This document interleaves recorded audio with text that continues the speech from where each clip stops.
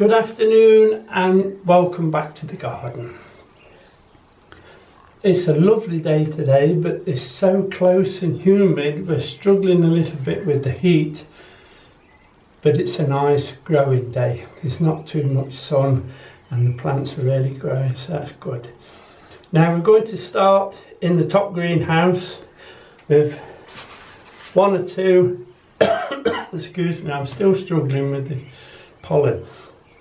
There's one or two cucumbers to cut, and as you see there's a few tomatoes ready, so we'll take some of those as well.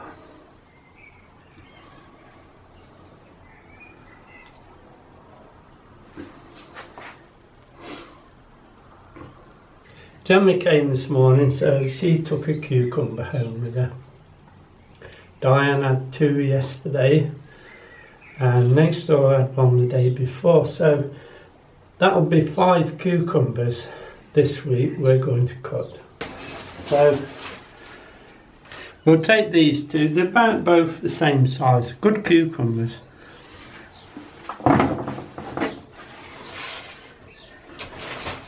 There's the other one. Now by taking those, it will give these new cucumbers that are coming chance to grow on a little, and within the next few days they'll all be shooting up. I was a little bit worried because we had 5 or 6 huge cucumbers at the bottom.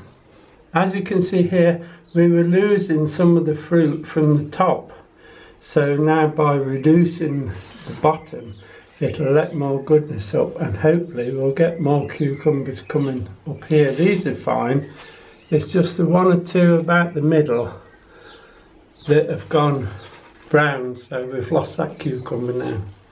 As you can see, there's plenty of these sun gold ready. Remember, sun gold, if you leave the fruits on too long they will split, so pick them as they come available and you'll not lose them. We'll just pick a few of the really ripe ones. You can see that's very ripe, but if you're not careful they'll be splitting.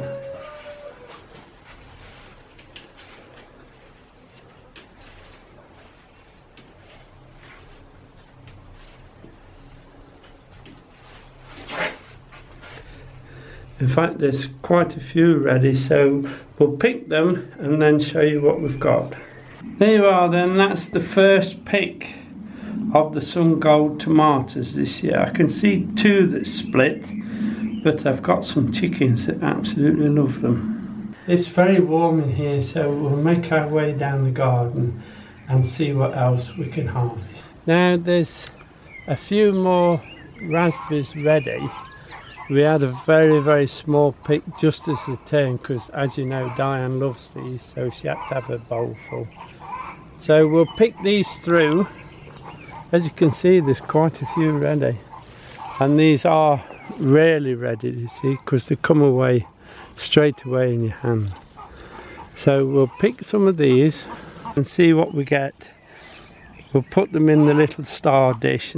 Now as you can see, the red currants are ripening now as well, so we'll take a few of these as well. They're very nice. Look at these, look.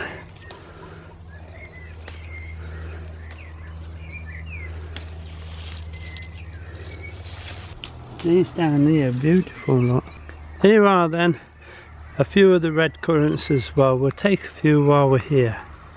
Now we've picked just a few of the red currants, but we could fill this bowl easily with what's ready, so we'll actually come back with a bigger bowl and pick a bowl full of the red currants ready for the freezer. Raspberries, Diane's favourite, they won't last long. Now looking at the peas, as you know we like to harvest the whole lot, but some are just not quite ready yet, but we'll open one of the fatter ones and have a look.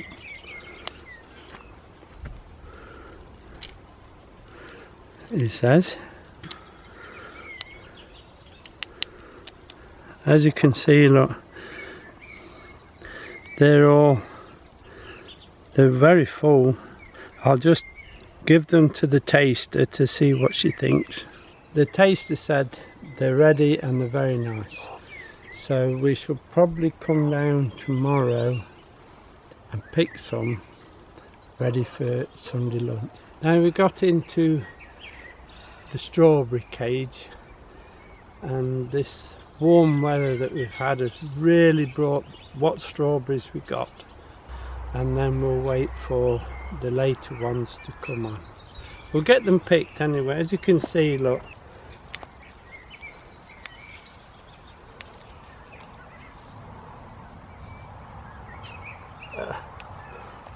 that rain we've had has splashed the soil onto the fruit, so they'll want a good washing. That's the reason I don't put any type of manure on the strawberries and the lettuce, because when it rains it splashes onto the fruit and onto the lettuce and you'll never really wash it off. We'll get these picked and show you what we have. Now we've managed to get a little basket of strawberries, as you can see. There are some small ones left to ripen, but Diane wants those and the smaller ones in this pack for the jam. Now this will keep us going for the next week or so before this side starts to crop. Now really now, as things stand now, I really need to get some water onto these to thicken those berries up, because they are, again, it's their first time in here. Irrigate them and get them up ready and see if we can get a decent crop out of them, although next year will be the big time crop. Now the tomato crop is looking very well. I can see a few of the sun golds are ready, so I'll just nip in and pick those. I don't think there's a lot, but we need them else they'll split.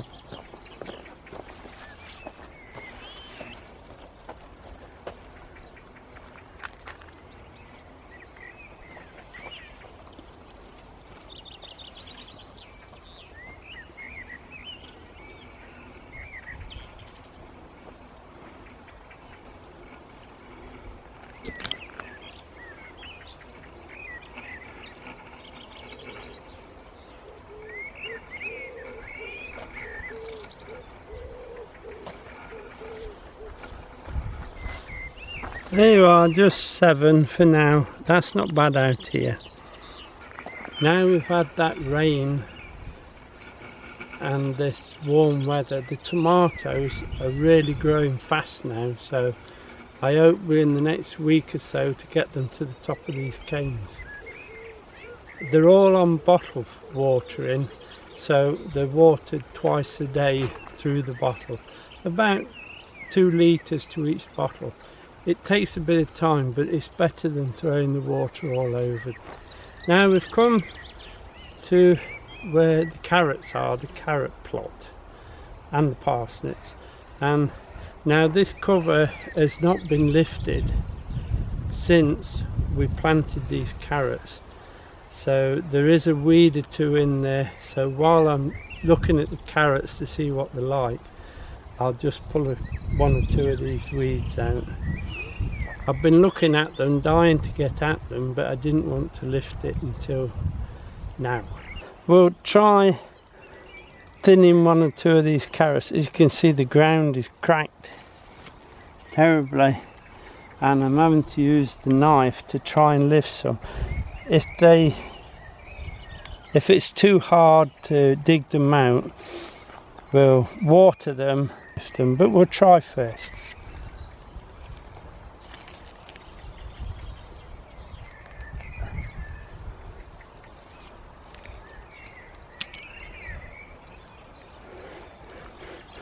Well, there's 3. But we'll try some more. We'll try thin 1 or 2 if we can. There's another one. I actually nicked that one with the knife, but I'll have to be more careful. Very difficult to lift while the ground is so dry. I don't think we'll be able to do it. There you are, look. 2 in 1 again. That's a 1.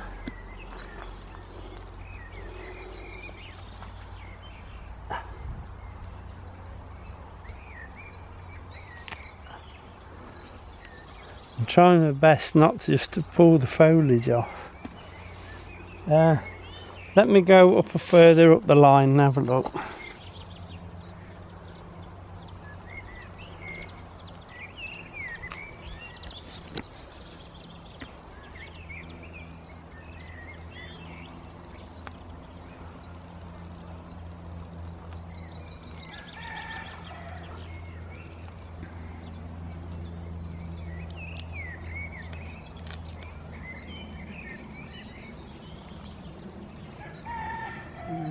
Not a lot really. Another pair.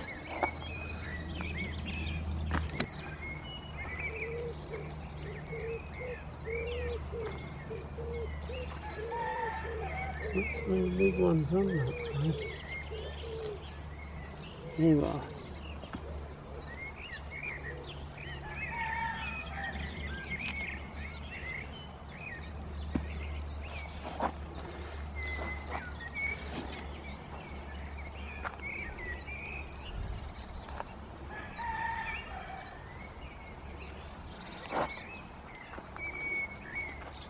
Ah, now pulled the top off that one.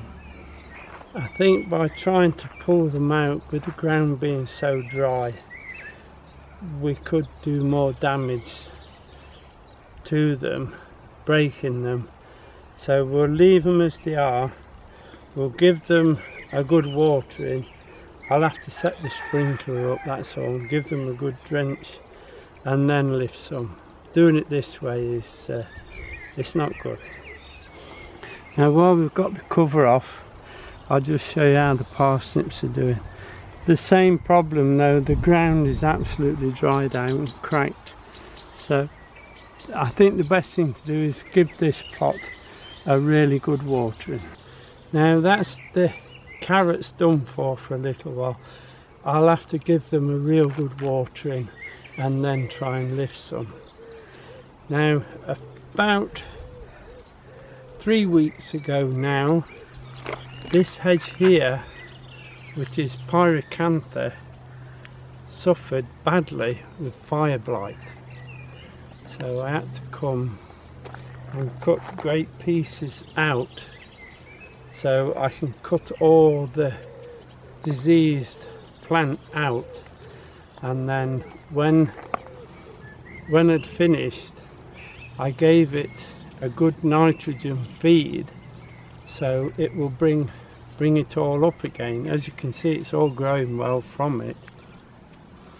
Now when I'd finished, I had a bit of nitrogen feed left, so I thought, oh well, we'll put it on the onions.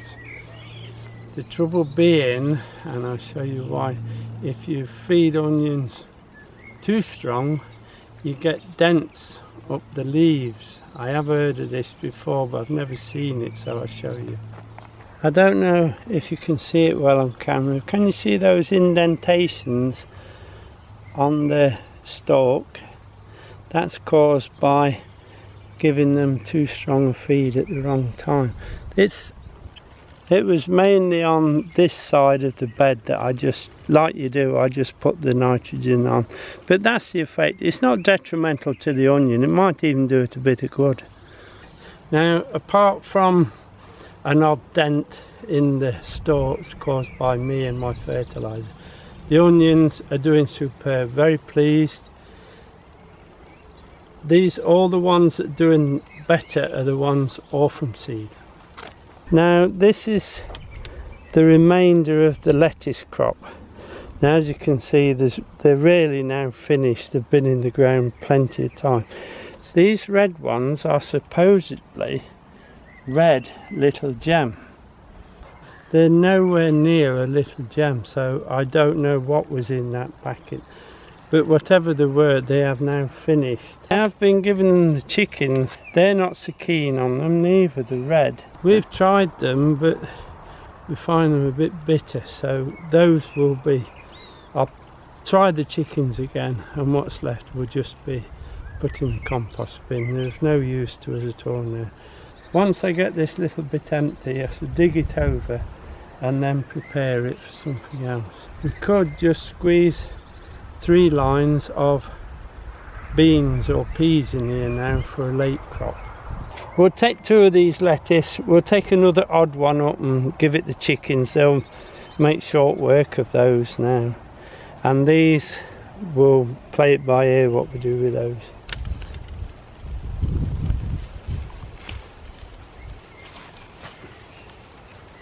Just looking down the row, the kohlrabi is just nearly as big as a tennis ball now, so give it another week minimum, we'll be lifting those. They are doing very, very well.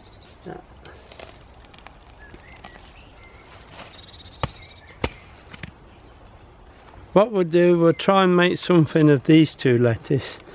But if you look over there in the frame, we have the next batch of lettuce coming along nicely, and in the greenhouse we have the next seeds set ready to follow those, so we should have a continuation of lettuce. But you must remember, when they start to go like these, is to take them out, prepare the ground and get the next ones in. Now we'll just take a few of these radish. Now they was ready before we had the rainstorms, and so really they're over ready now, so we'll pick them and see what we can do with them. I'll show you. Now that's what we call a radish. Now I would think when they're cut open they'll be woody inside, but I need to clear them out of here, so we'll take them and then Di will take what she wants out of them. You see, that one's all right.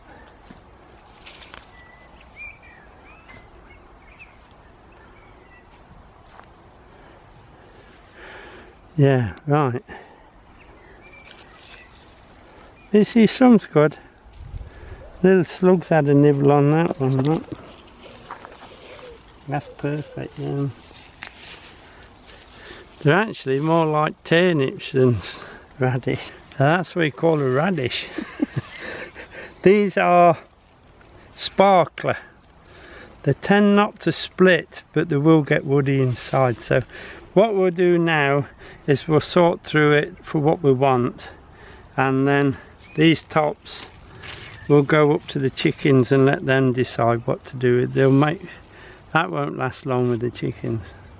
The overwintered onions, tops have collapsed now, look, so over the next day or so I'll lift them, put them on the top, let them dry, and then take them for use.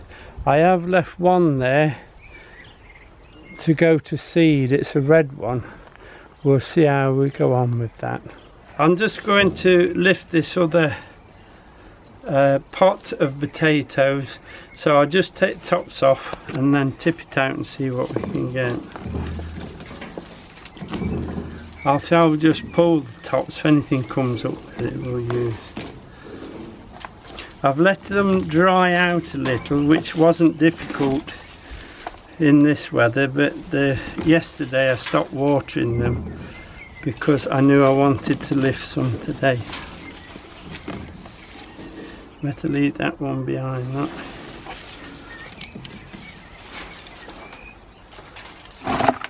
They'll go to the fire, as you know.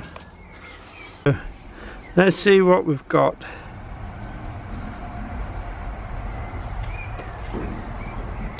I have actually been putting compost on the top of these because they keep popping through the top while I'm watering.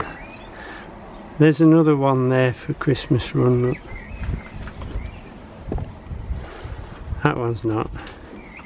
Right, so let's tip and get them out quicker.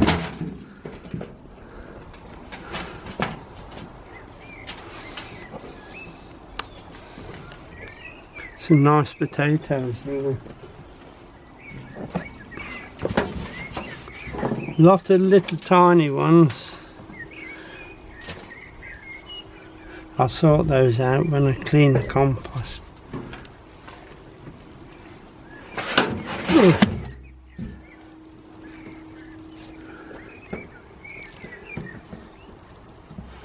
I can smell a rotten potato, so we're coming down to the seeds now.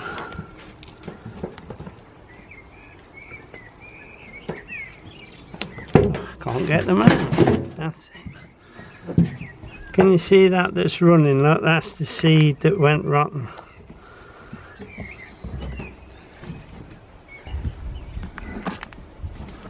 Right.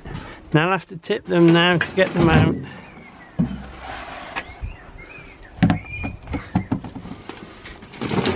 Our compost again, so it's not so bad. Bit of good stuff.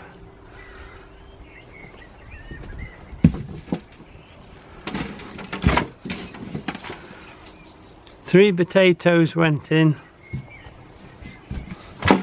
If you remember when we did them, look at that compost, superb. That was the last of the, what was left of the seed.